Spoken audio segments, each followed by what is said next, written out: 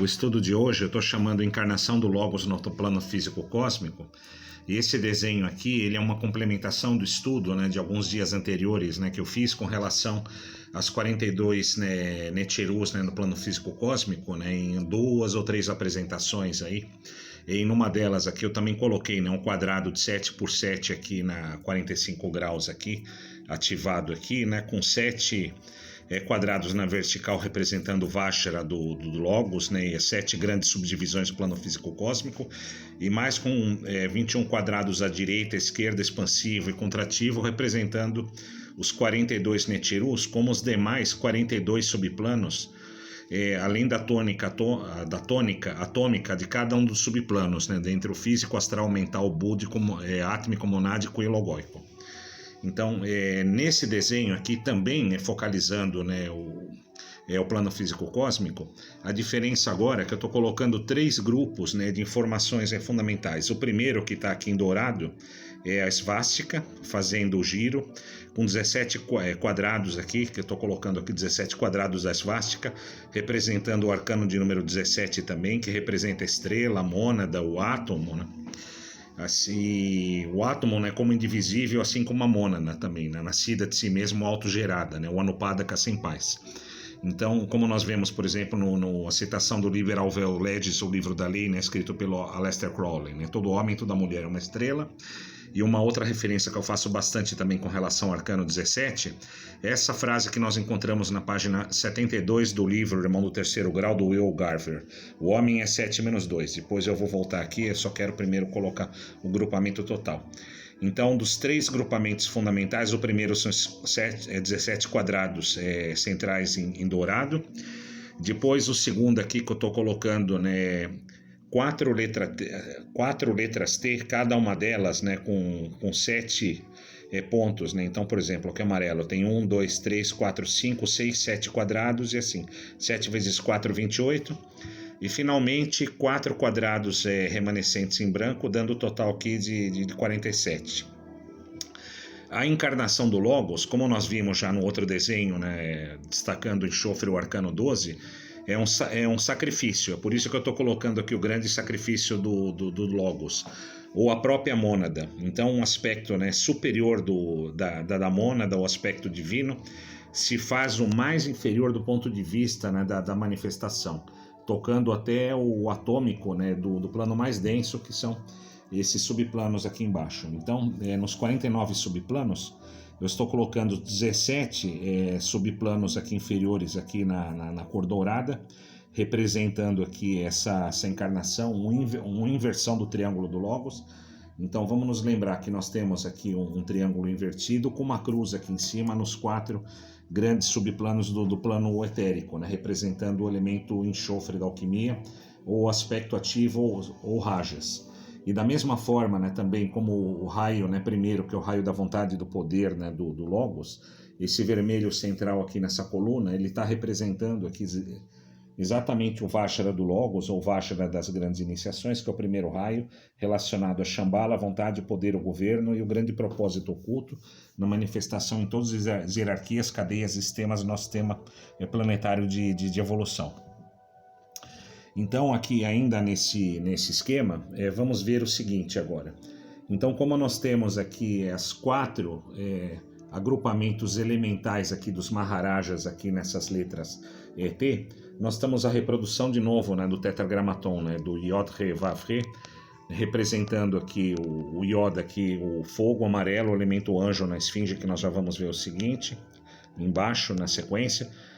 Aqui o Re, né, representando a água, o aspecto leão emocional, o Vav representando o elemento ar, a águia, e o segundo Re representando o touro, o elemento terra, aqui com as cores elementais respectivas, com esses 4 quadrados brancos.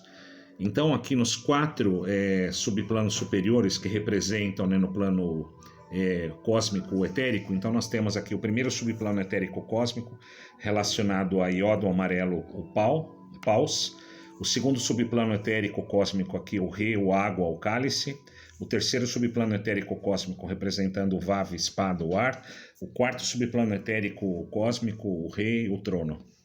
E o quarto subplano aqui é o ponto, né, de equilíbrio, ou plano, né, de suspensão entre os 3 subplanos, né, superiores e os 3 subplanos inferiores, que representam os planos elementais do ponto de vista, né, do logos solar e logos planetário, quais sejam plano gasoso cósmico, plano líquido cósmico e plano denso cósmico.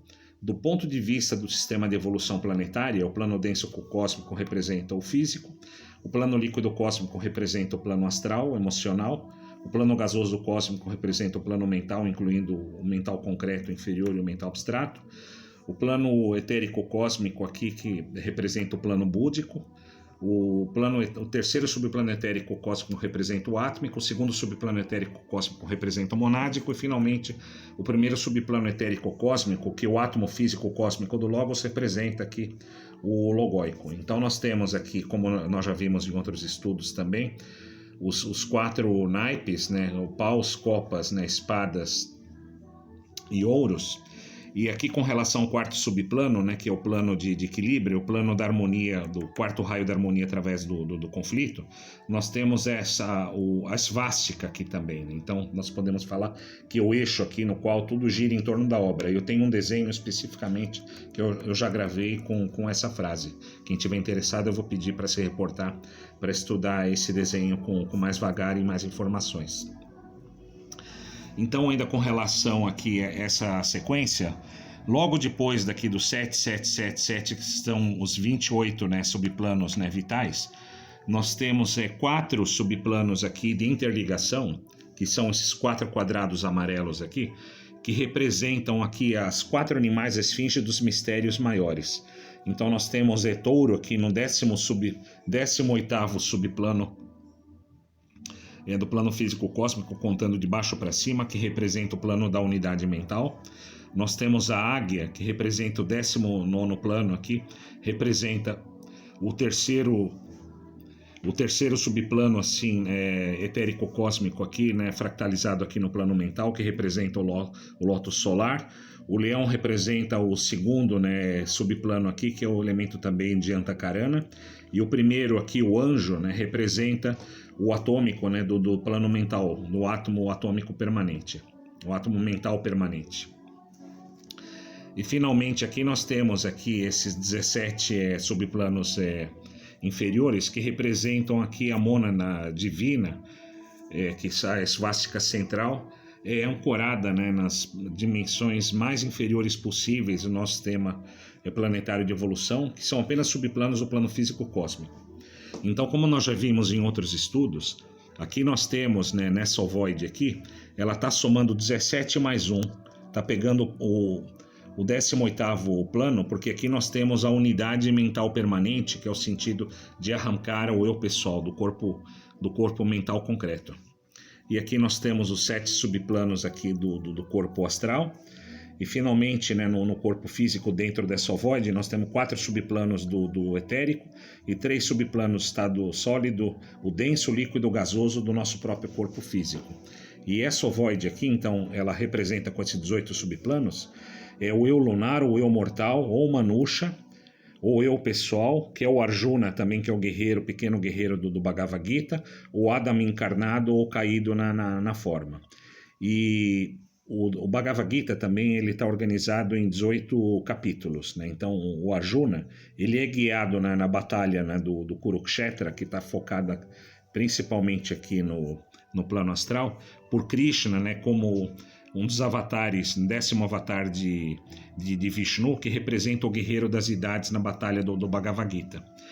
E aqui esses 4 subplanos aqui representam aqui os 4 animais esfinge dos mistérios maiores, que representam a ponte ou a transição, né, que permite que a psique ou eu mortal se torne aqui de novo a Sofia, né, não caída, né, no pleroma, nos planos, né, vitais, né, do Logos. Aqui seria a corrente da hierarquia, né? Então aqui seria a salvação entre aspas aí nos mistérios gnósticos cristãos, por exemplo.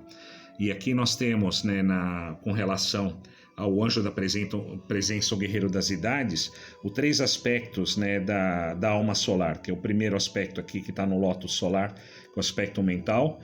No segundo, aqui no búdico, né, nós temos aqui um átomo búdico permanente no primeiro subplano e o átmico. Então nós temos o Atman Buddhimanas, e isso daqui é uma projeção, essa tríade aqui que está encompassada, né, pelo envoltório, né, do Algoedes, do monádico. Então aqui aí a mônada finalmente é um raio, né, do logóico.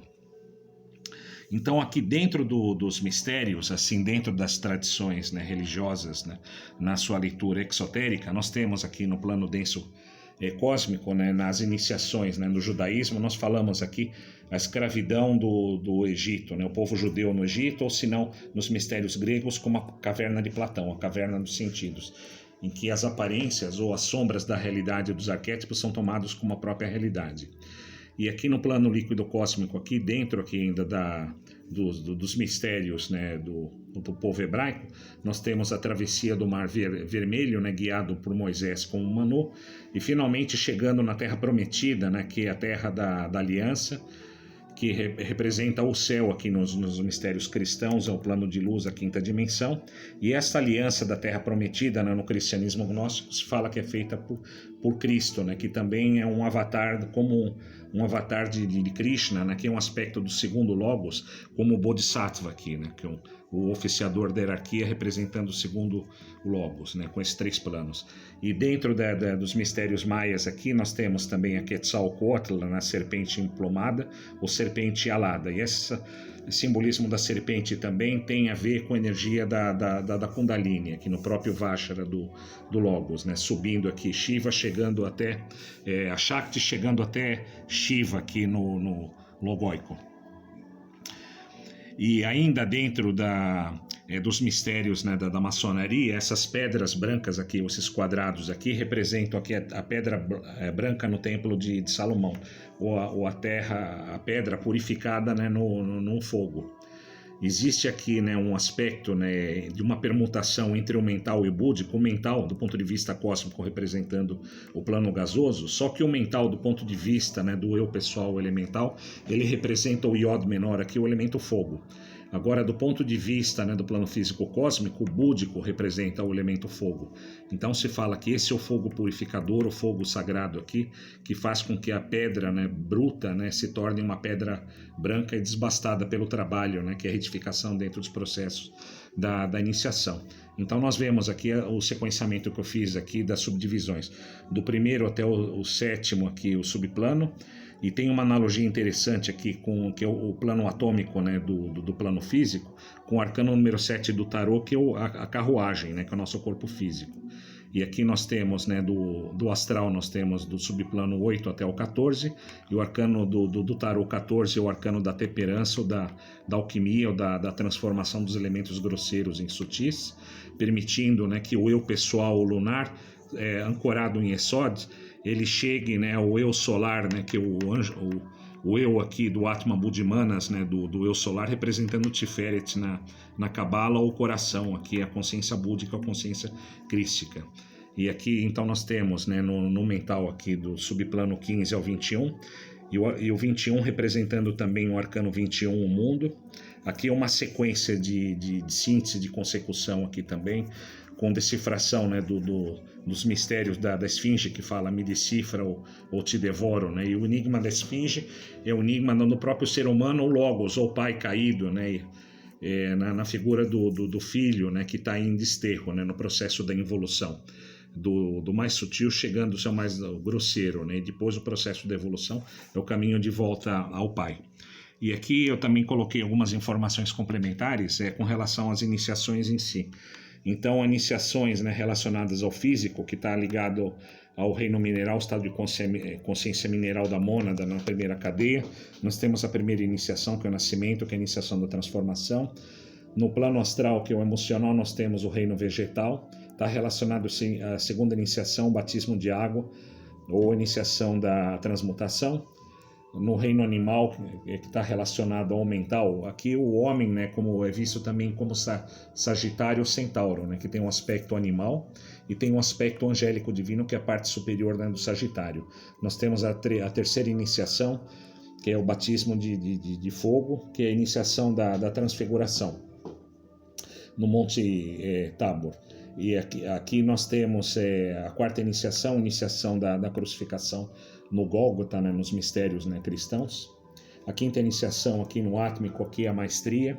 E aqui a quarta representando o reino humano, a quinta representando o reino angélico, a sexta iniciação do Corra planetário representando o reino arcangélico e finalmente a sétima iniciação, o logóico aqui representando o reino divino, nas três figuras da hierarquia, né, do Mahakorra como encarnação do terceiro Logos, o Bodhisattva como encarnação do segundo Logos e o Manu como encarnação, né, do primeiro Logos, aqui fazendo uma síntese da fórmula Bereshit B, no plano físico cósmico, para depois as iniciações, né, cósmicas numa escala solar.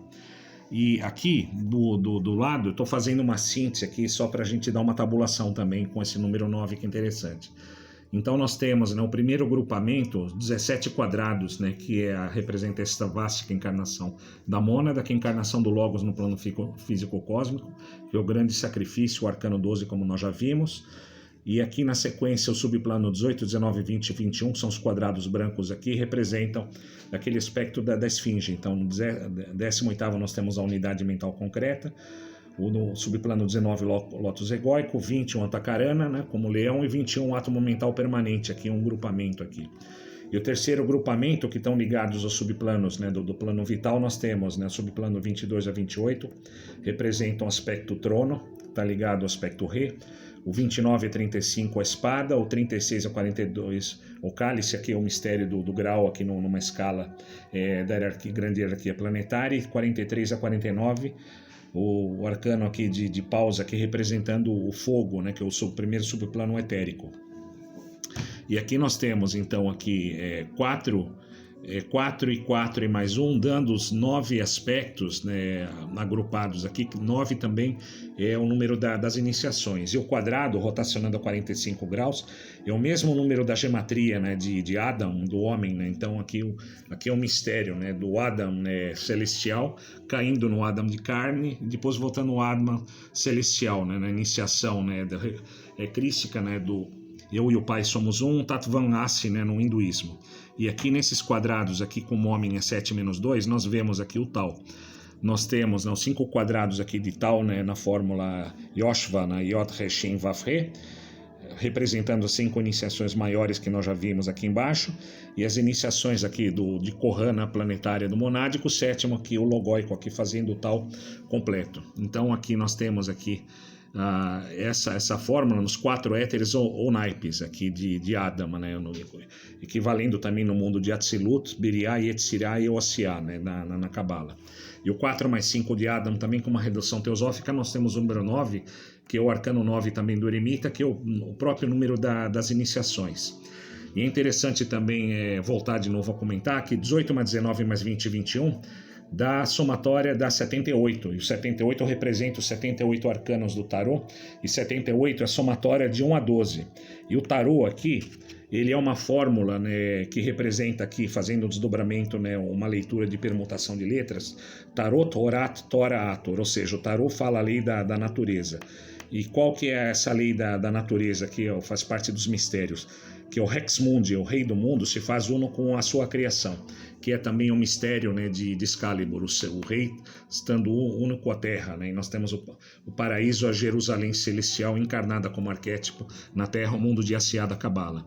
E o 78 é somatória de 1 a 12, então nós temos aqui as 12 hierarquias nas pétalas do Logos, né, e nas pétalas tanto do chakra cardíaco do Logos, né, como a Nahata, como as 12 pétalas nas centrais no Sahasrara, né, que são as pétalas aqui que estão relacionadas aos 12 goros de Shambhala, né, aqui no tarô.